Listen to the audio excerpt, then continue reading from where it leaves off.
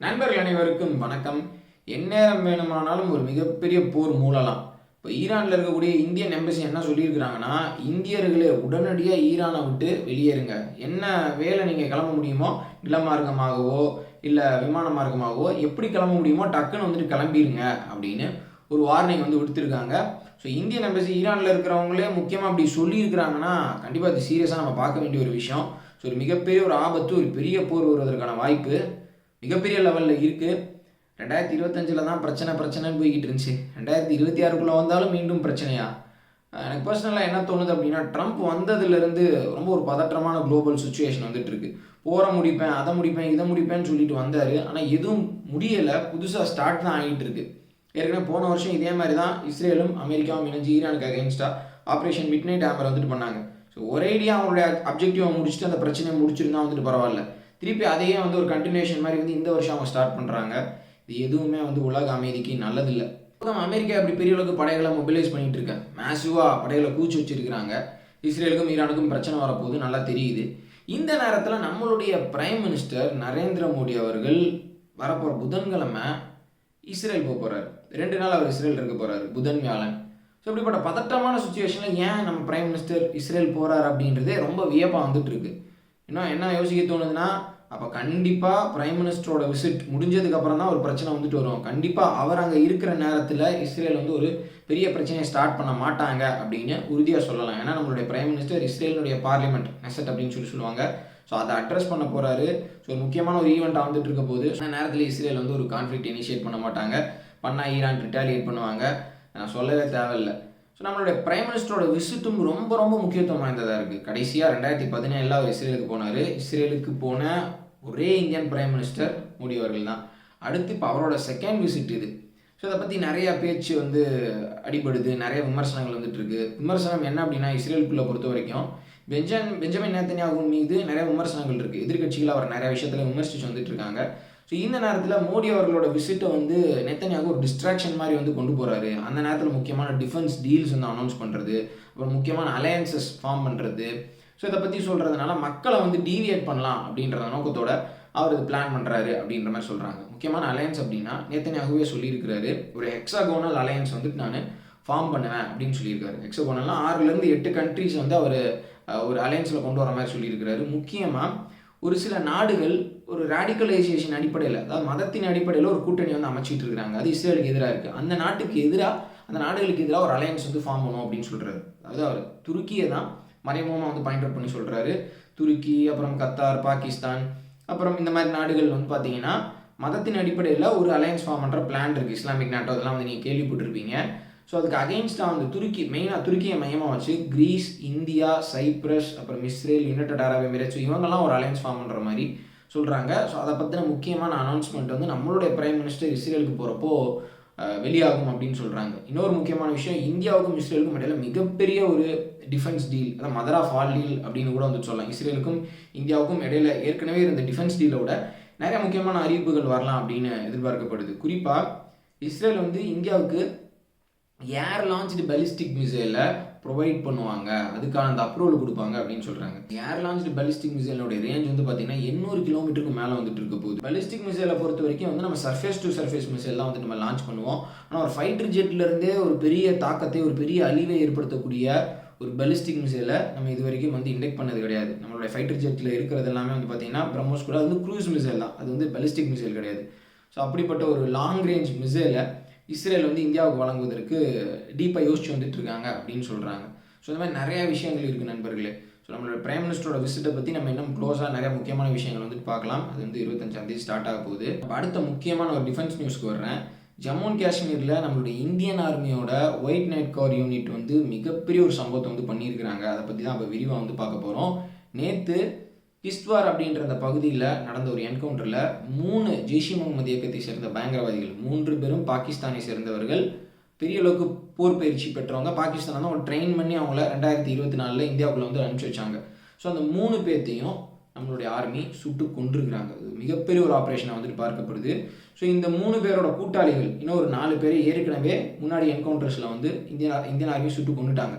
So ஒட்டு மொத்தமாக அந்த 7 பயங்கரவாதிகள் 7 பேரும் பாகிஸ்தானை சேர்ந்தவர்கள், 7 பேரும் 2024 இந்தியாவுக்குள்ளே இன்ஃபில்ட்ரேட் பண்ணியிருக்கிறாங்க. நிறைய முக்கியமான தாக்குதலில் இந்திய ராணுவத்துக்கு எதிராக வந்து இவங்க பெரிய தாக்குதலில் வந்து இன்வால்வ் ஆகிருக்கிறாங்க. ஸோ அப்படிப்பட்ட ஒரு கூட்டத்தை இப்போ ஒட்டு மொத்தமாக அழிச்சாச்சு அப்படின்னு சொல்லி இந்தியன் ஆர்மியினுடைய அந்த ஒயிட் நைட் கார் யூனிட் வந்து அனௌன்ஸ் பண்ணியிருக்கிறாங்க. இதில் இந்த சைஃபுல்லா அப்படின்ற வந்து பார்த்தீங்கன்னா ரொம்ப ஒரு முக்கியமான ஆளாக வந்து சொல்கிறாங்க. அவன் பல முறை கிட்டத்தட்ட 20 முறை இந்தியன் ஆர்மி கிட்ட இருந்து அவன் கடைசி நிமிஷத்தில் நூல் இலையில் தப்பிச்சிருக்கிறான். ஸோ அவனை நேற்று என்கவுண்டரில் நாங்கள் சுட்டு கொண்டுட்டோம் அப்படின்னு சொல்லியிருக்காங்க. ஸோ அவன் தான் வந்து பார்த்தீங்கன்னா போன வருடம் இந்தியன் ஆர்மியினுடைய ஒரு கான்வாயின் மீது ஒரு ஆம்பிஷ் அட்டாக் வந்து நடந்தது. அதில் மூளையாக செயல்பட்டவன். அதில் 4 இந்திய ராணுவ வீரர்கள், ஒரு கேப்டன் உட்பட 4 பேர் வந்து உயிரிழந்தாங்க. ஸோ இவன் வந்து முக்கியமான ஒரு டார்கெட் லிஸ்ட்டில் வந்துட்டு இருந்தான். இப்போ ஃபைனலாக அவனுடைய கதை வந்து முடிஞ்சிருச்சு.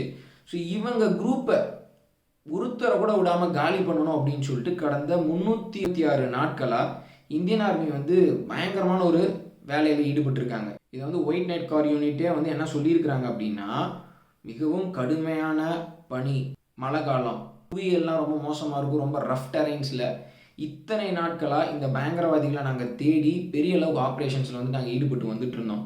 அதாவது இந்த கிஷ்ட்வார் அப்படின்ற பகுதியில் இருக்கக்கூடிய சத்ரோ, சின்னார், டோல்காம், டிச்சார் இந்த பகுதி எல்லாத்தையுமே போட்டு சல்லடை போட்டு வந்து தேடி இருக்கிறாங்க.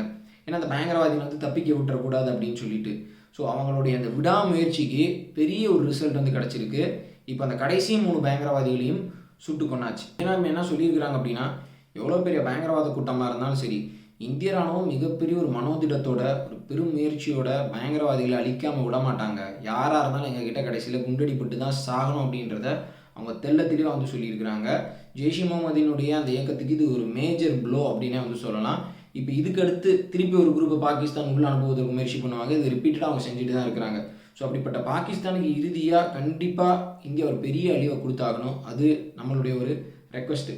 ஸோ இந்த ஆப்ரேஷனில் K9 டைசன் அப்படின்ற ஒரு ஜெர்மன் ஷெப்பர்ட் டாக், இந்தியன் ஆர்மியினுடைய பேரா ஸ்பெஷல் ஃபோர்ஸில் இருக்கக்கூடிய டாகு, ஸோ அதுதான் முக்கியமான பங்காற்றி இருக்குது.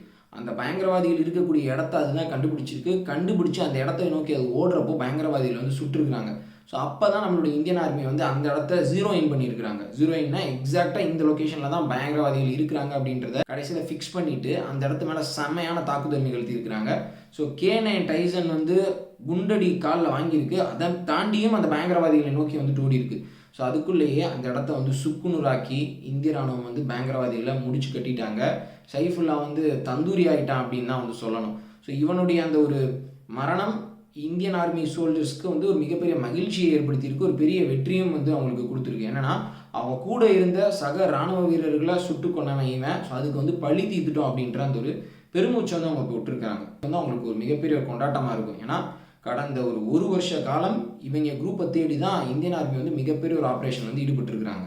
இந்திய ராணுவம் எப்படிப்பட்ட ஒரு மோட்டோவில் இருக்கிறாங்க பாருங்கள். ஒரு இராணுவ வீரனுடைய உயிர் கூட வீணாக போயிடக்கூடாது, அதுக்கு கண்டிப்பாக நியாயம் கிடைச்சாகணும், அந்த பயங்கரவாதிகளை விடக்கூடாது அப்படின்ற பர்சியூட்டில் நம்ம போயிட்டு இருக்கிறோம். பாகிஸ்தான் ராணுவம் வந்து ராணுவ வீரர்களை சுத்தமாக கண்டுக்கிறது இல்லை. தலிபான்ஸ் கிட்ட மாட்டினாலும் சரி, பலூச் போராளிகிட்ட மாட்டினாலும் சரி. ஸோ இப்போது ஆப்கன் தலிபான்ஸ் பாகிஸ்தானுக்கு எதிராக ஒரு பயங்கரமான ஒரு ரிட்டாலியேஷனை கொடுப்பதற்கு தயாராகிட்டு இருக்கிறாங்க. நேற்று வீடியோவிலே பார்த்தோம், முந்தானத்து வீடியோவில் பார்த்தோம், ஒரு பயங்கரமான ஒரு ஏர் ஸ்ட்ரைக்கை பாகிஸ்தான் ஆப்கானிஸ்தான் மீது பண்ணாங்க. ஆனால் அதில் அப்பாவி பொதுமக்கள் தான் உயிரிழந்தாங்க.